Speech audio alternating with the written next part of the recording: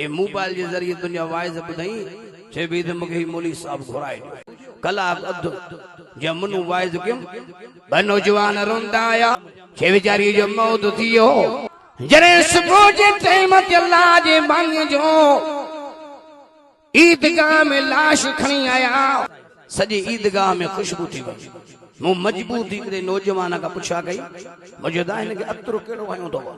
उन बेचारे रोई चोसी अतरो कोने इन जी ईमा अमल जी खुशबू तो अगले इलाके में मुझी तकीड़ हुई और दोस्तन बुधायो जैसे अजो के जलसे ते अमा के घुराण वाली हिकड़ी औरत आ छा जी जेकड़ी औरत आ 80 साल माई जी उम्र जे मोबाइल के जरिए तुझा वाइज बुधाई चे भी तो मुखे मौली साहब घुराए अज जलसो सही उन अल्लाह जे बानी करायो 80 साल माई जी उम्र अज दी ताही अल्लाह जी नमाज न छड़ी थी अज दी ताही रमजान जो रोजो न छड़ियो तो कुरान जी तिलावत करे हिकड़ो पुट तो सो भी शराबी आ लड़ंदो माओ से उनी ता के घुरायो असा लाउड स्पीकर हिकड़ो खणी घर विया हूं हेडी हर मडी लाउड स्पीकर खणी घर विया हूं ओ वनी असा खट ते रखियो आ तवजो है बा असा खट ते रखियो आज मौली साहब कुरान बुधाए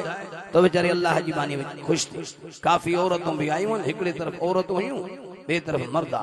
बहरहाल मुझे वाइद शुरू थियो कलाक अध जे मनु वाइज कम ब नौजवान रोंदा आया छे मौलाना हानी हानी कुरान में बुधंदे बेचारी जो मौत थी वियो अब आयो सोनो मौत आ न सब गालाए मुसा जानी थी मरूं शराबी थी मरूं चुगलखोर थी मरूं जालिम थी मरूं बेनमाजी थी मरूं जो माँ पी जा नाफरमान थी मरूं अल्लाह रसूल जे हुक्मन के पुठ ॾेई मरूं अल्लाह अकबर तू मर्द मोमिन थी मरूं तू मर्द दीनदार थी मरूं अल्लाह अकबर कंड जा मरूं छे बेचारी जो मौत थियो चना साहब तव्हां रात रहो सुबह जो जनाज़ो पढ़ायो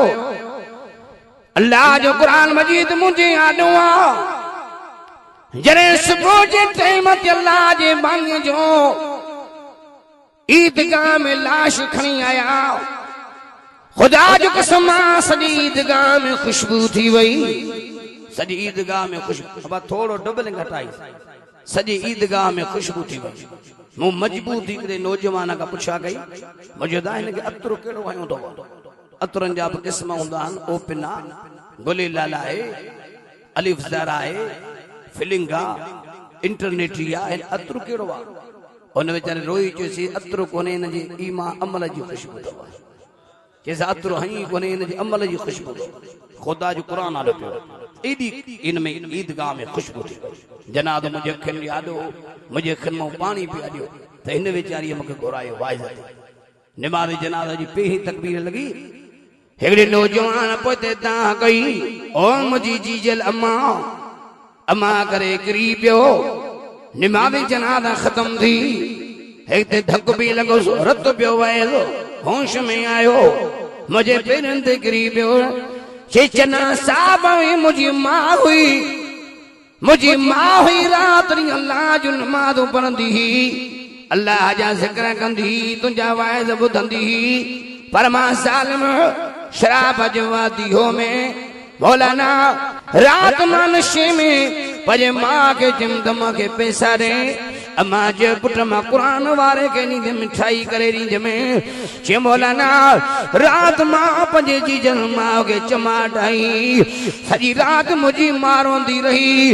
अज मुझी मां मुखार उठल रहे वई चे मौलाना मुझी मां त जान छड़े वई पर मां पंजे अम्मा सन रहायो अल्लाह अकबर मजा दोस्तों मां पी जा न फरमान थी न मरो फरमान बरदार थी मरो वो बेचारी मोमिनानी हुई हुन जे अल्लाह से अल्लाह उन जे हबीब से मोहब्बत हुई कुरान वारन से प्यार हो उन बेचारी जी इने हरम रे कब्र सुरही थी आखिरतन शलन जी मोचारी थी अल्लाह अकबर ये मोमिन थी वणो दुनिया में नेकोकार थी वणो अञा दो अंज दुनिया में तो न कढंदो एकड़ा वरी चंदा तमुली साहब से एडा दो हन जे जबल नंढा असा जा दो वडा आसमान नंढो असा जा गुनाह वडा जमीन अल्लाह जी नंढी असा जा दो अञा वडा